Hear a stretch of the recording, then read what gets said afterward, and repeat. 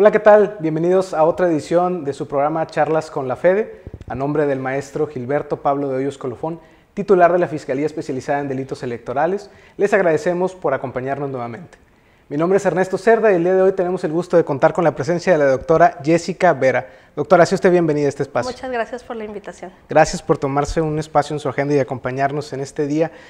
Doctora, usted nos hizo el favor de compartirnos su síntesis curricular, pero nos gustaría conocer, ahora sí como se dice, de viva voz, ¿quién es la doctora Jessica Vera? Muy bien, me gusta esa pregunta. Siempre empiezo todo diciendo quién soy, entonces ahí te voy.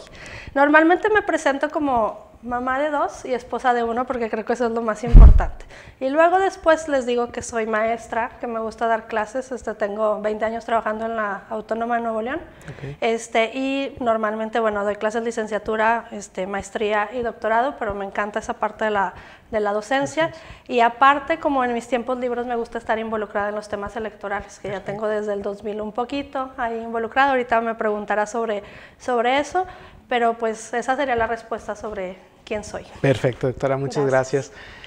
Bien, aprovechando este tema que comenta de su experiencia en la materia electoral, no sé si nos pudiera comentar un poquito acerca de dónde ha estado, dónde ha trabajado, qué ha hecho al respecto. Te platico, me voy a ir hasta el 2000, bueno, antes del 2000. Tuve un maestro de una materia optativa de Derecho Electoral los sábados a las 7 de la mañana, que no se me va a olvidar. El maestro en su tiempo era consejero, no era consejero, era vocal en el Instituto Nacional Electoral, en su momento, bueno, en el IFE. Y nos invitó, me encantó la clase, de esas cosas que te cambian la vida con un maestro. Hasta me levantaba con gusto los sábados a las 7 de la mañana, cosa la cual es un poco extraña. Sí, pero después de algunos años, ya que salí de la carrera, me encuentro al maestro y me preguntó qué estaba haciendo. Yo acababa de regresar de Italia de hacer unos cursos sobre el idioma y estaba tramitando ahora sí que el título. No estaba trabajando y dije, pues nada, estaba dando clases de italiano y me invitó a una convocatoria para ser capacitadora electoral. Okay. Estoy hablando en el 2000. Entonces ahí fui, sin saber mucho sobre la convocatoria, tendría, no voy a decir la edad, pero poquitos años, y ahí voy. Tuve que cambiar, hice varias cosas, de esas cosas que el destino como te cambia la vida, sin querer sonar así como muy filosófica, pero mis papás vivían en San Pedro, yo estaba en San Nicolás en casa de mi abuelita, cambié mi credencial de lector y empecé y me tocó ser capacitadora en el 2000 en San Nicolás, okay. Ahí en la parte. Creo que ha sido de los aprendizajes que ha cambiado mi vida y que hoy agradezco infinitamente. No estaba preparada, lo confieso, pero ahora sí que el discurso que traigo o las clases que me gustan o lo que quiero investigar es en torno a esa base, de este maestro y de esa experiencia. En el 2000 nos tocó capacitar, era una gran parte de la colonia Cuauhtémoc, okay. Antiguo Nogalar y otra colonia, no me acuerdo el nombre, pero era la que está pegada al mercado de abastos. Entonces, okay. Como experiencia de vida que tendría la edad que tenía en ese momento, y ya me puse roja porque recordar que han pasado muchos años, pues fue bastante interesante porque te encuentras a muchas complejidades. Una, yo no entendía por qué la gente no aceptaba el ser funcionario, ¿okay? Entonces, porque en mi mente yo decía, pues eso tiene que serlo, porque en mi casa a mí me enseñaron que era una obligación. Mis papás siempre fueron los primeros que estuvieron formados en la fila el día de las elecciones. Una de mis hermanas ha participado N cantidad de veces como funcionario de casillas, porque es la primera que se forma, y aparte en un distrito en el que no hay vecinos, estos distritos que ya son oficinas, etcétera, etcétera. Entonces yo decía, ¿por qué no va la gente? Entonces el tener que adecuarte para ver muchas realidades en su momento y para convencer, híjole, fue muy empoderante yo con cero capacitación más que el manual, digo que te capacitan genialmente, pero no alcanzas a ver toda la complejidad y todas las realidades de los ciudadanos, y aparte me tocó zonas con mucha diferencia socioeconómica. Entonces, realidades de pedirle, convencé al marido para que dejara que la esposa fuera, o realidades al revés, o sea, que la esposa era la que decía si el marido iba o no iba, y convencerlos, el asegurarte, bueno, de cómo estar tranquila en ciertas zonas porque no conocías, pues no era mi zona de confort. Por ejemplo, hay una colonia que tenías que ir a hacer las citas para capacitar a las 4 de la mañana, porque la gente trabajaba en el mercado de abastos, entonces okay. Era el momento en el que podían estar, porque pues ellos dormían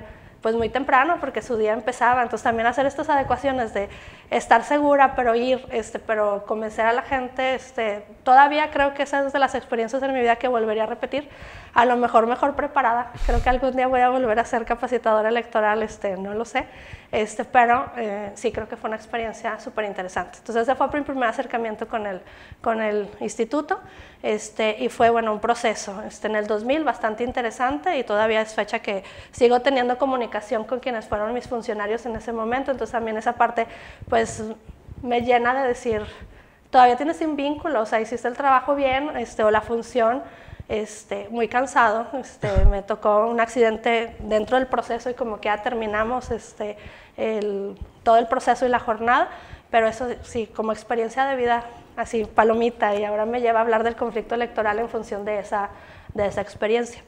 Luego, más adelante, concursé para ser consejera distrital, pero ahora en el municipio de Escobedo, entonces también muy interesante esa función. Estuve 2 procesos, como consejera distrital, también súper interesante, creo que lo más emocionante de lo electoral se da en los distritos, o sea, eso está genial. Nos tocó lo del movimiento 123, que fue también interesante y le metió mucha complejidad en una de las jornadas electorales. Y bueno, Escobedo pues es un municipio también muy complejo, y en ese momento, complejo por el tamaño, y en ese momento estaba en su mayor crecimiento, entonces nos topamos con otros conflictos diferentes, como las colonias cerradas que no te dieran acceso, claro, o colonias que uno pensaba que es bien fácil poner la casilla y realmente no es fácil porque ya no hay ciudadanos, o porque la gente es muy grande, o porque la gente ya no vive ahí, entonces bueno, esas otras complejidades, pero también muy interesante. Estuve 2 procesos ahí y luego concursé para ser consejera local. Como consejera local ya perdí la cuenta de cuántos procesos llevo 2 procesos, pero las reposiciones nos han tocado, ha sido bastante interesante, y en total entre todos los procesos llevo 10 procesos que me ha tocado participar, desde capacitadora hasta ahora como consejera local, y bueno, pues está interesante. De hecho estamos esperando este año que salga la convocatoria, claro, sí, porque en teoría podría ser un proceso más, entonces pues bueno, vamos a ver si ahora sí que cómo se presenta todo para ver si pudiera ser un proceso más consejero. Perfecto. Muy bien, muchas gracias por compartirnos esta información, doctora. Aprovechando un poquito la experiencia que tiene usted en el tema de métodos alternos de solución de controversias, me gustaría preguntarle, ¿considera usted que las técnicas, las herramientas que se utilizan en estos métodos alternos pueden ser aplicables a la materia electoral? Y en su caso, ¿hasta qué medidas se pueden aplicar? Ok, muy bien, muy buena pregunta. Y sí creo, o sea, creo que pueden ser aplicables en todas las áreas, en realidad, porque te resuelven conflictos cotidianos. Yo normalmente, y en mi discurso hablo como conflictos cotidianos electorales, porque al final, pues somos personas interactuando con otras personas y facilitan la gran carga de los conflictos o de las cuestiones que hacen que sea un poquito denso un proceso electoral. Al final son cuestiones de comunicación, entonces utilizando las técnicas de los métodos, primero asumes esta cuestión de empatía, de entender que uno es uno y está en estas cuestiones por una motivación, pero los demás también tienen una motivación importante, o sea, porque están los representantes de partido, o porque alguien más quiere ser consejero, o porque alguien más quiere ser capacitador, observador electoral, o cualquier figura, o porque alguien quiere denunciar algo en función, que eso también es una preocupación interesante, o sea, estás preocupado si quieres llegar hasta una denuncia, si crees que algo está mal. Creo yo que lo primero es una cuestión de capacitación, o sea, para las personas.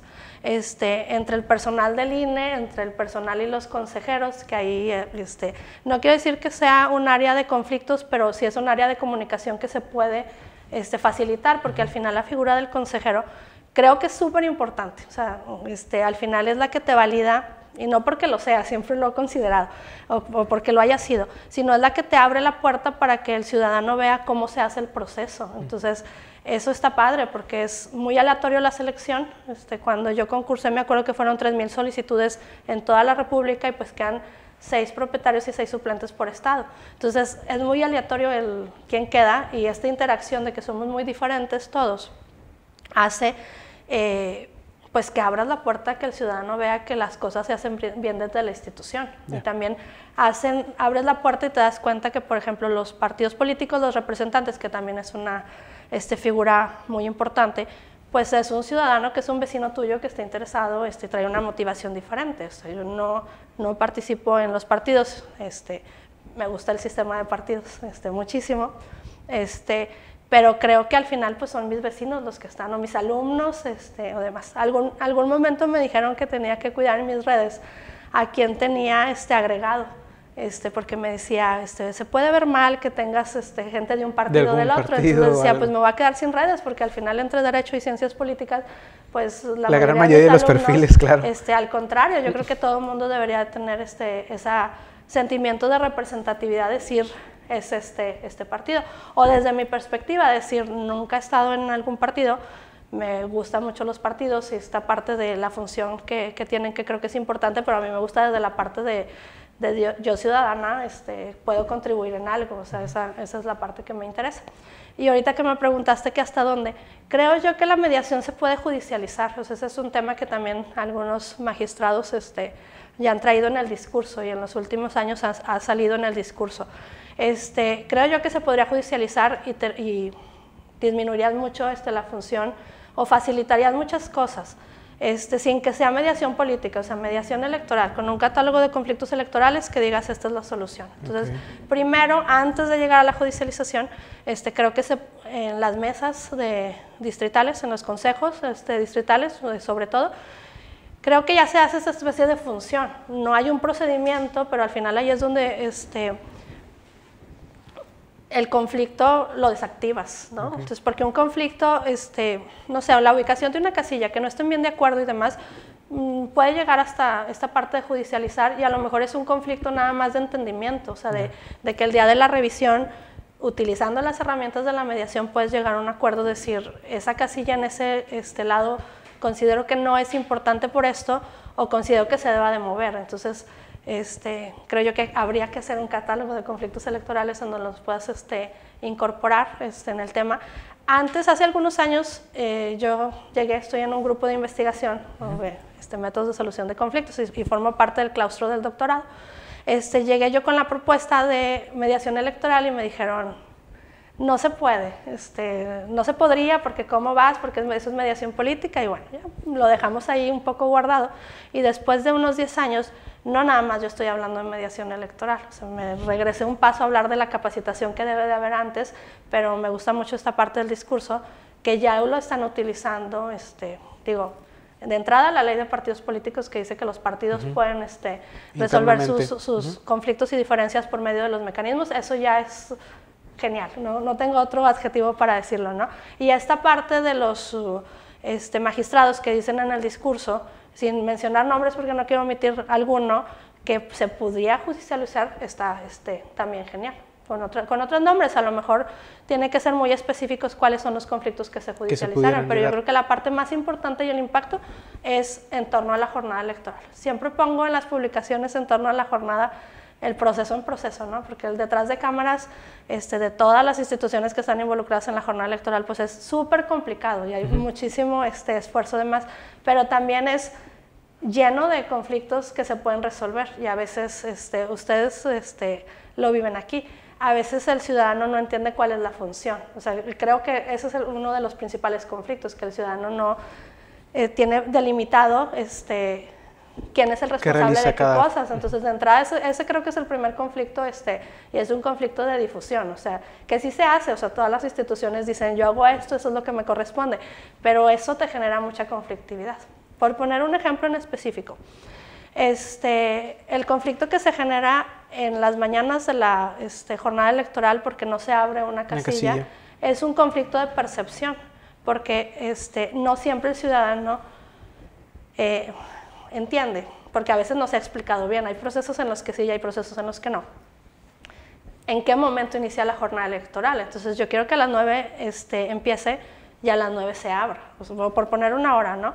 Pero en realidad hace falta ahí la difusión de decir, a las 9 vamos a empezar con esta actividad y pues va a depender de qué tan ágil sean los demás, porque pues van a tener nervios, porque están las cámaras afuera, porque o sea, te sumas a otra complejidad diferente que creo que en la capacitación para el funcionario hace falta reforzar esta parte ya te expliqué todo muy bien, pero aparte hay una serie de interactores diferentes que van a hacer que estés más nervioso ese día. Yo lo estuve como capacitador y como consejera y como todo, porque cada proceso es muy diferente.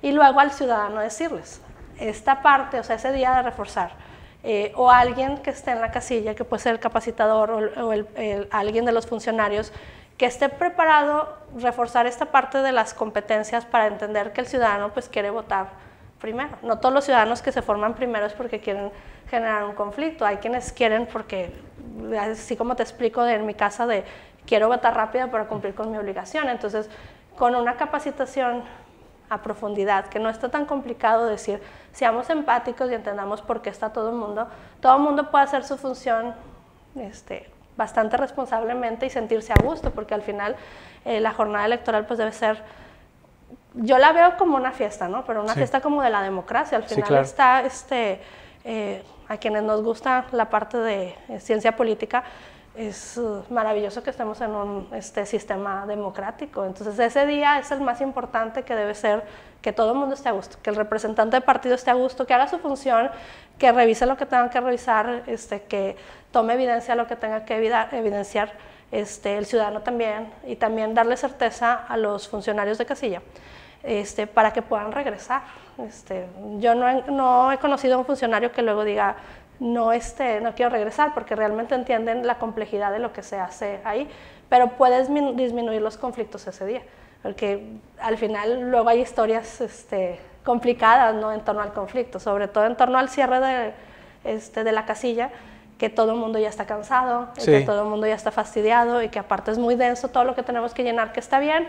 Creo que es importante. A mí me gusta esta parte de millones de cosas escritas en el instituto, porque me da la certeza de que hay varios pasos de revisión, o sea, de que el partido político se vaya con su copia del acta, de que se publiquen, pero eso es muy cansado para el ciudadano, el llenar el numerito y todo y hacerlo en función. No sé si te contesté bien. Sí, perfecto, doctora. Y en particular, ¿tendría usted alguna experiencia que nos quisiera compartir específicamente donde haya utilizado estas herramientas previamente? Realmente.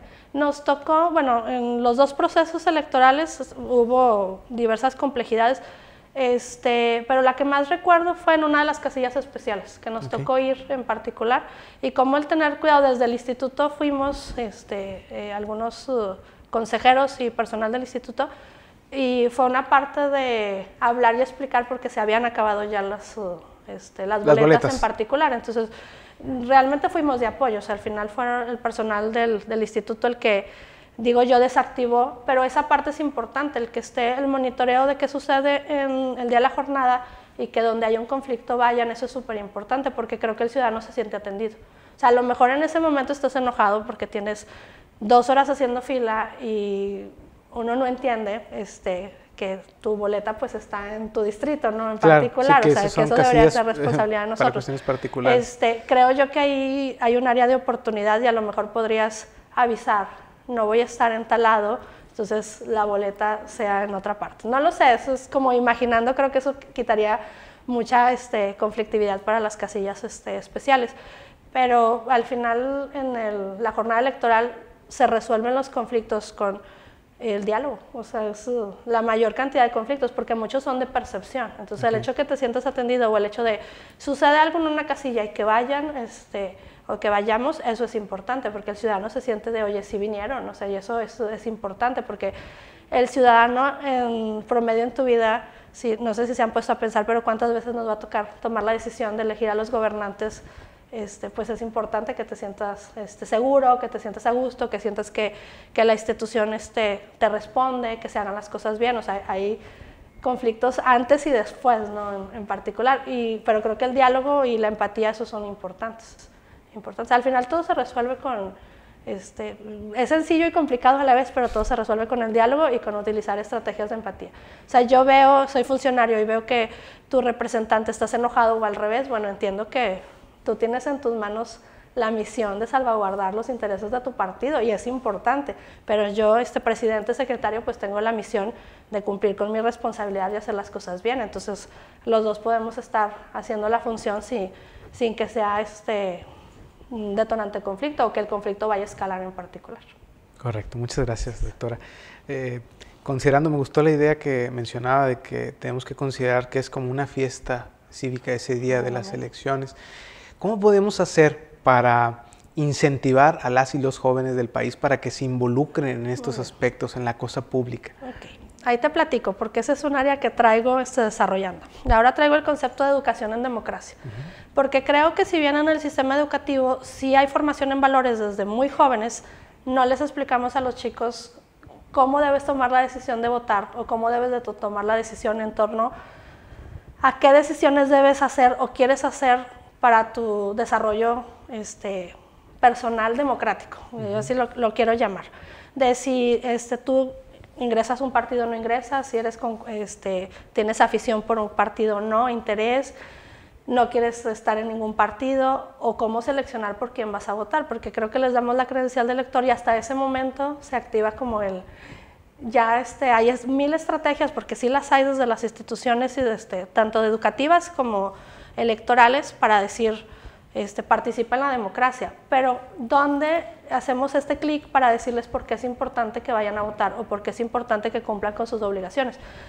A lo mejor estoy equivocada, pero yo no he visto, yo tengo 2 hijos, uno de 16 y uno de 7, y yo no he visto en mi trayectoria como mamá que en algún libro diga, es importante que pienses por quién vas a votar, porque esto es el impacto de por quién vas a votar. Creo que hace falta desarrollar eso. Creo, a mí me encantaría que mis hijos tuvieran este acercamiento, que hay algunos, se hacen estas campañas para que vayan y voten y vivan esta parte de cómo es el proceso en las escuelas, y sí. hay muchas campañas en ese sentido, o de acercarte a temas, pero ¿dónde les enseñamos que es importante que ellos tomen su propia decisión? Porque al final pues a ellos les va a tocar gobernantes diferentes a los de nosotros. Entonces este concepto, y traigo un proyecto este año y el año anterior va a salir una serie de publicaciones con este tema de educación en democracia para la cultura de paz, porque pegué estos 2 conceptos, y todo en torno a que quiero hablar de mediación electoral, pero antes de hablar de mediación electoral hay varios aristas que hay que cumplir. Entonces una es la parte de la capacitación, que ya lo platicamos, y la otra es la parte de los jóvenes. Entonces esto de educación en democracia es cómo hacer que el joven entienda 2 cosas principalmente. Que es importante que tome una decisión, porque la decisión de uno afecta a todos. Y 2, que acepte las decisiones de todos, porque eso también es un tema que dejamos de lado. Una vez que votamos, si alguien gana, pues ya es tu gobernante, aunque tú no hayas votado por él. Y eso hay que tener un respeto para eso. Yo siempre les digo al principio, les voy a dar el beneficio de la duda hasta la evaluación, o sea, no me van a escuchar decir algo en contra de alguien del gobierno en particular, y eso es una decisión muy personal, porque ya es mi gobernante, o sea, ya he votado yo no por él, yo tomé la decisión de, bueno, cuáles son las estrategias o los puntos que a mí, Jessica Vera, me gusta para seleccionar a alguien y votar por él, porque creo que el voto es importante. Entonces, luego hay gente que no quiere usar su voto, entonces, bueno, hay que respetar si no lo quieres usar y lo quieres inhabilitar, eso está padre. Pero con los jóvenes, digo, no que no lo usen, sino está padre el hecho de que cada quien, que te tomes y decir, no quiero votar porque nadie me gustó y lo inhabilito, pero estás haciendo uso o estás expresando tu opinión. Pero los jóvenes, créeme que me encantaría, y creo que la secundaria y la prepa es un buen momento donde podríamos desarrollar estrategias para que aprendan, porque es importante poner ojo de entrada, saber quién te gobierna, quién es el partido que está, cuál es la trayectoria del funcionario, porque eso te da muchas señales en particular. Hay funcionarios muy buenos de carrera, que les gusta y que se nota la pasión por la función pública. Sí. Ese es un tema importante, entonces ahí hay mucho equilibrio. El crecimiento en los partidos también es importante, o sea, tú sabes cómo va creciendo alguien en el partido, entonces si ya está convenciendo a quienes están convencidos de su representación, pues bueno, y luego esto cómo lo pones al ciudadano, y luego cómo lo pones a los jóvenes, porque ahorita, por ejemplo, habría que hacer estrategias, creo yo, de no el que sea más visible es el que debe de ser, o no el que sea menos visible es el que debe de ser. Entonces, ¿cómo hacer que los chicos hagan esta reflexión sobre cuál es la propuesta de un candidato? ¿Por qué debes analizar esa propuesta? Y cómo estar de acuerdo con tu decisión. Y luego, cómo hacer las decisiones en conjunto. O sea, si voto por gobernador por este partido, que es lo ideal de votar por diputados. O sea, si hace falta desarrollar esas estrategias de reflexión, Que hay muchos jóvenes que lo hacen, no quiero decir que no, hay muchos jóvenes que desde entrada, desde muy pequeños o desde prepa y carrera, se incorporan a todos los movimientos juveniles. Pero, ¿y el resto de los jóvenes? O sea, digo, yo doy clases en áreas en las que tienen esta alta participación, porque son temas que interesan y son temas que se ven en la carrera, pero todos los demás, o sea, estaría genial, insisto, perdón por usar este adjetivo en particular, pero que la primaria les enseñaran, estas son tus obligaciones, esto es lo que vas a hacer y esto es como lo vas a pensar. Creo que después, creo que el impacto sería que tendremos mayor votación pensada, eso es importante, no polarizada, que tendremos también más respeto después, o sea, ya se acabó la elección, estamos de acuerdo, ok, demos este periodo de que llegue el nuevo y que haga su trabajo bien, y demás. Creo que es como una especie de enseñarle a los jóvenes por qué la rendición de cuentas y la transparencia son importantes para tomar estas decisiones, o sea, porque pueden ir hacia atrás. Yo a lo mejor ya me sé la trayectoria de algunos funcionarios, porque pues ya me ha tocado algunas elecciones, pero a lo mejor mis hijos, por ejemplo, mi hijo en 2 años va a ser la primera vez que va a votar, porque tiene 16, entonces desde ahorita ya traemos el tema de ya sabes quién es el presidente, ya sabes quién es, o sea, sabes qué ha hecho, cuál es la política pública, y no es como examen, sino es pues te tienen que ir dando cuenta de qué sucede en el entorno, o sea, cuáles son los problemas que hay en la ciudad en este momento, entonces, porque luego los tenemos como en una cápsula, entonces todo está bien, pero luego tienes que tomar decisiones que luego eso, dependiendo de por quién votes y dependiendo de cómo presione uno como ciudadanía, pues son los temas que van a estar en la agenda política. Entonces los chavos tienen que estar interesados en qué es lo que sucede en particular. Un tema que traigo yo, que fue mi tema de tesis hace un par de años, que era negociación política en crisis de la sociedad civil, era cómo nosotros como ciudadanos tienes el poder de presionar pacíficamente, con la forma que tú te quieras expresar, para que el gobierno en particular suba un tema o lo priorice más arriba en la agenda política, porque pues todos los conflictos que suceden en la sociedad siempre han estado, más complicados, menos complicados, más organizados o menos desorganizados, pero ¿cómo hacer para que un tema sea importante? O sea, ahorita cuáles son los temas que están en la agenda política y cómo el reaccionar que deben de tener los chavos en particular. Entonces está interesante sí, claro. Y complicado, creo. Digo, complicado, yo lo veo desde la perspectiva de maestra, pero también de mamá. O sea, cómo quiero que interactúe mi hijo con ciertos temas y cómo quiero que tome sus decisiones en particular. O sea, si ve algo que no es correcto, que lo denuncie. Que no participe, pero también que se preocupe por ciertos temas para que quienes están alrededor de él pues estén bien. Entonces ese concepto que me pegó a Cultura de Paz a eso se refiere, a cómo hacer los jóvenes desde lo individual que el entorno sea mejor para ellos y para los demás, con las herramientas que tienen ellos, o sea, a lo mejor es el tiempo, el ejercicio, la denuncia pública, o sea, tienen un abanico de posibilidades bastante grande. Entonces nada más es como hacerlos conscientes de que pueden hacer eso. Perfecto, una excelente idea. Muchísimas felicidades por esa iniciativa, maestra. Y bueno, ya para ir concluyendo con nuestra entrevista, ya nos dio la posibilidad de conocer acerca de su amplia experiencia en la materia electoral, en la materia, pues en la academia también. Pero ahora quisiera preguntarle algo para conocer un poquito a la persona, a la doctora Jessica. ¿Hay algún pasatiempo que usted tenga, algún libro que le haya marcado o algún lugar que le guste mucho visitar, que nos quiera compartir? Muy bien. Como pasatiempo leer, lo que sea. No hay algún tema así en particular. Me gusta, ahorita estoy leyendo autoras latinoamericanas y estoy en esta parte con Isabel Allende y me gusta, porque me gusta la biografía histórica.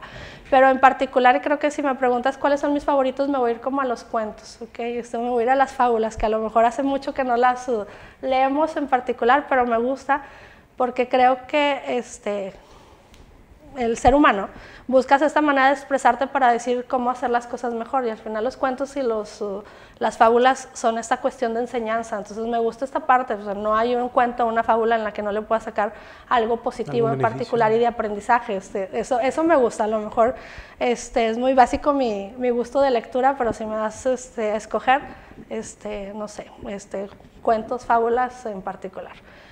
Mi favorito libro creo que es el de Corazón Diario de un Niño, en particular sobre la docencia, que llegó conmigo cuando yo estaba en primaria, y creo que ese ha sido mi favorito porque yo quería ser como el maestro que estaba en el libro en particular. Ese es mi libro favorito de todos los tiempos. Y pasatiempos también, pues viajar, me gusta. Y la docencia me ha permitido viajar y conocer algunos lugares. Este año pasado pude estar en Ecuador. Antes de la pandemia pude hacer una estancia de investigación en Italia, Colombia. Voy seguido a Colombia, Panamá. Bueno, quiero llegar un poquito más hacia abajo. Ecuador creo que voy a regresar el próximo año. Pero sí, viajar también y conocer, eso está interesante, conocer otras partes. Y me gusta leer sobre la forma de conformación electoral, porque eso me gusta de otros países. Me gusta muchísimo Panamá, me gusta cómo está en Panamá mezclado la parte, o sea, desde el registro civil hasta la defunción, pero con lo electoral es la misma institución, o sea, ya están juntas. Entonces me gusta este concepto de Panamá. En Panamá en el Tribunal Electoral hay un mural con una frase que dice que la democracia es cuando lo cualitativo y lo cuantitativo se unen. Entonces esa parte me gusta muchísimo porque es lo que debe ser teóricamente en el deber ser de la democracia más lo que quieren los ciudadanos se unen. Esa es mi interpretación de esa frase en particular, perdón. Y sí, viajar. Acabo de ir en noviembre a Ecuador. Estuvo bastante interesante. Perfecto, doctora. Muchas gracias por compartir este tema tan personal. Y pues con esto llegamos al final de este programa Charlas con la Fede. Muchísimas gracias a todas y todos por acompañarnos. Muchísimas gracias, doctora, por estar aquí con nosotros. Nos vemos en la próxima.